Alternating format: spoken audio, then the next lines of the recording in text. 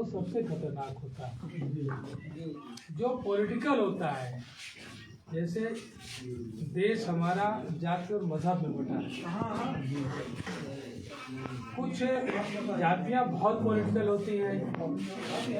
ब्राह्मण तो मुझे लगता है कि पुरोधा होते हैं।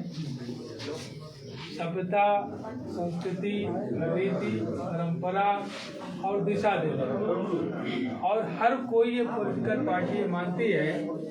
आवाज नहीं शांत रखा है। जब आप बोलोगे तो उसको 10 आदमी सुनेगा, और बाकी बहुत सारे लोग ना बोलते हैं, और बोलने की भी अगर जरूरत करते हैं तो कोई केयर नहीं करता, उनकी बात को गंभीरता से लेता है।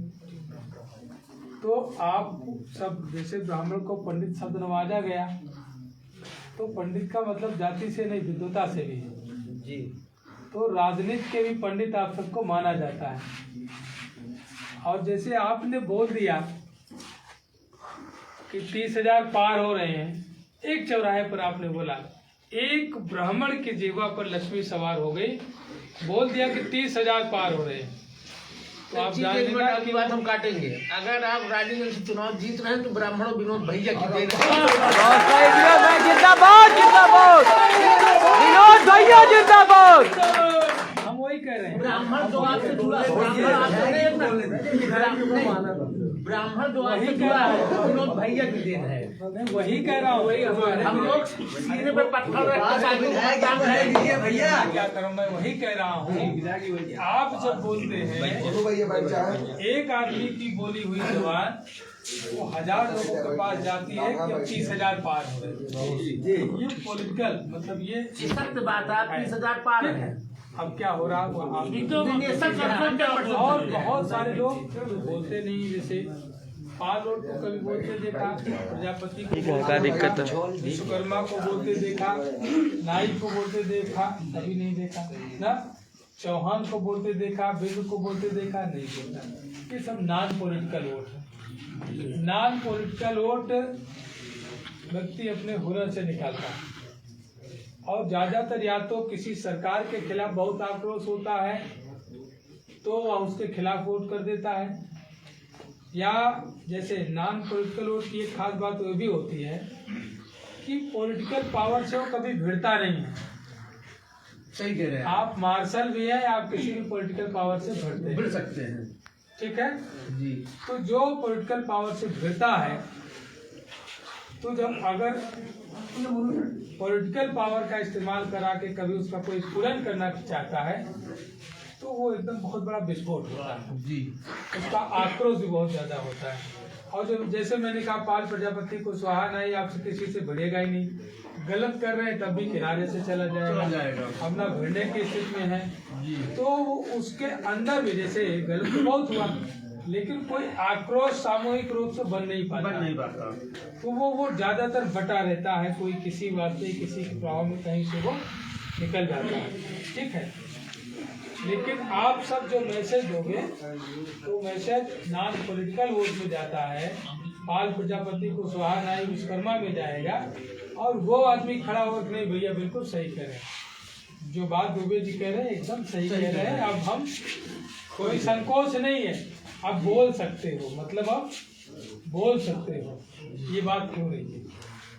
तो अब जैसे जो गति पकड़ा है, उस गति को लगातार बढ़ाते जाना है हमको 26 तक, और 27 को एक एक बूथ की जम के रखवाली करनी है।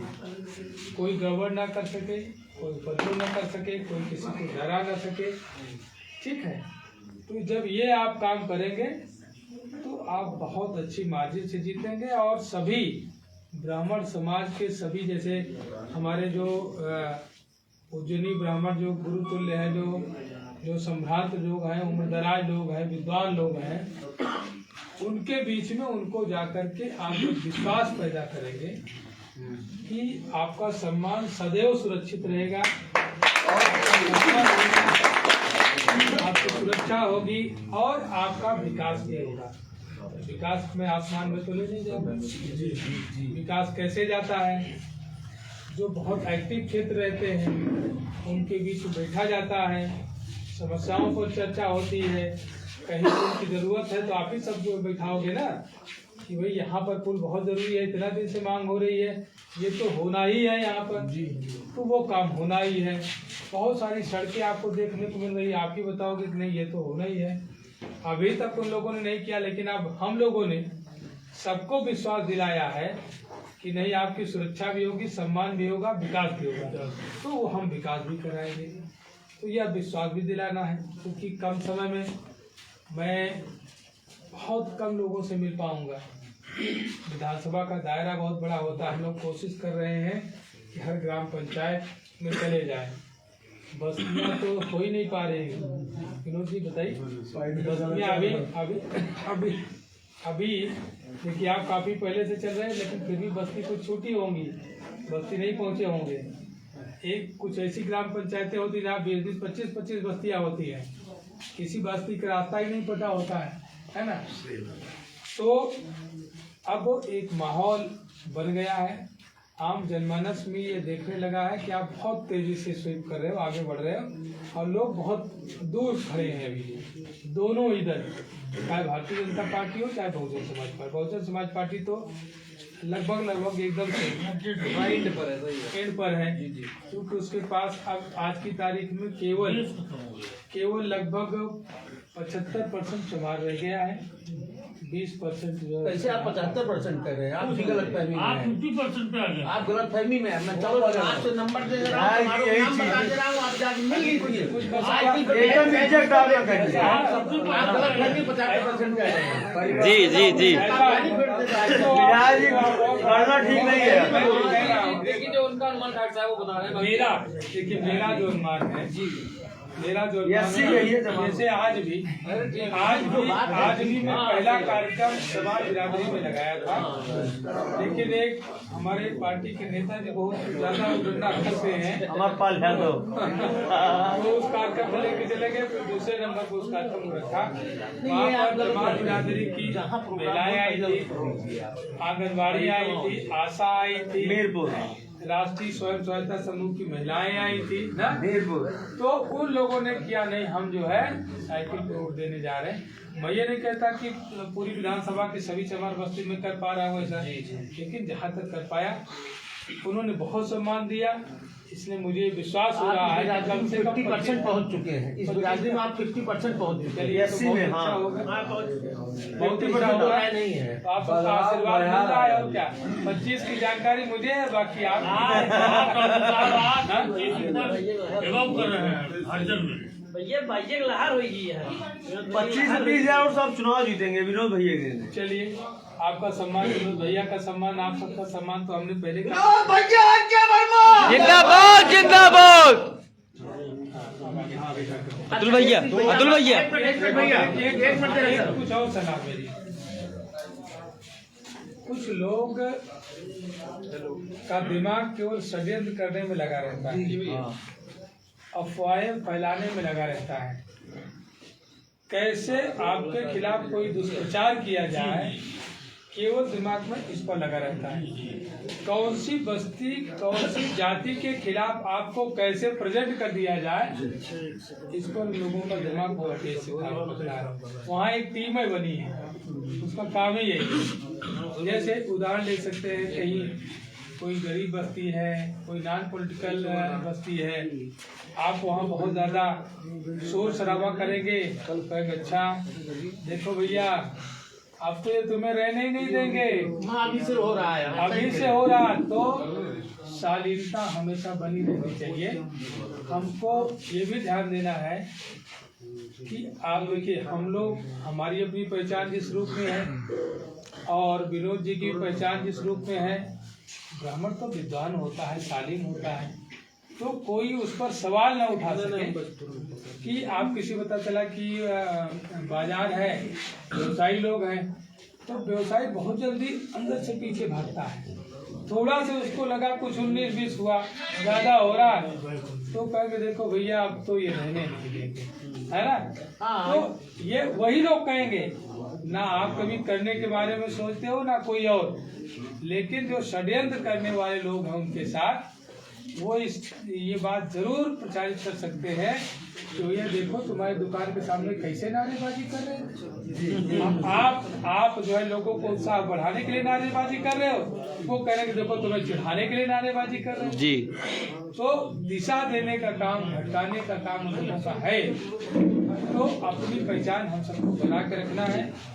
हम सब लोग सबको साथ लेके चलने वाले हैं।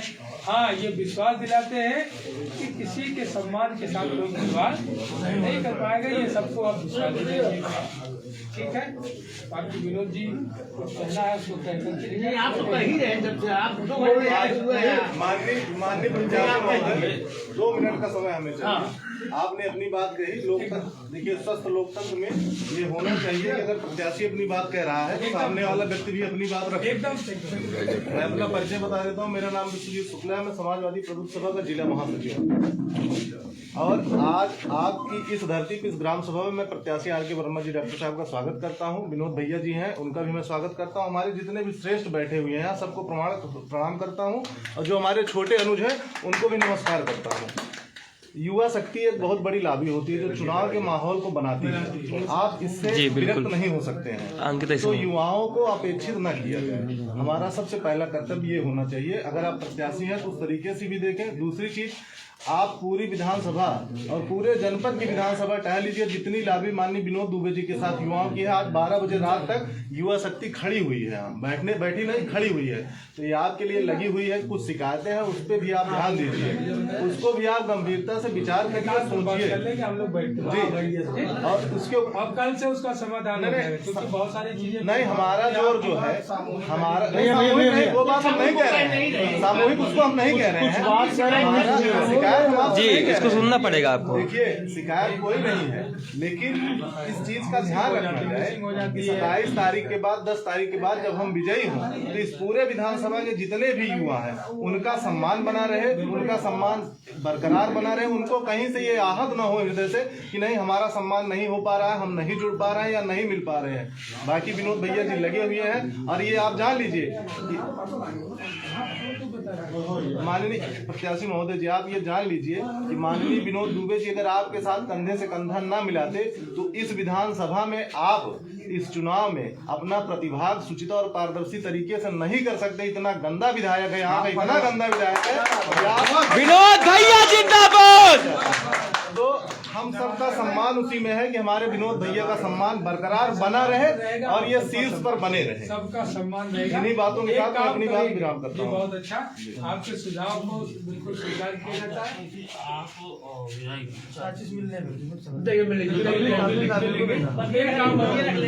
जी जी, सुनिए बात को सुनिए। आपकी सलाह बहुत अच्छी है। देखिए, राजनीतिक व्यक्ति की एक सबसे बड़ी कमजोरी होती है समय का अभाव।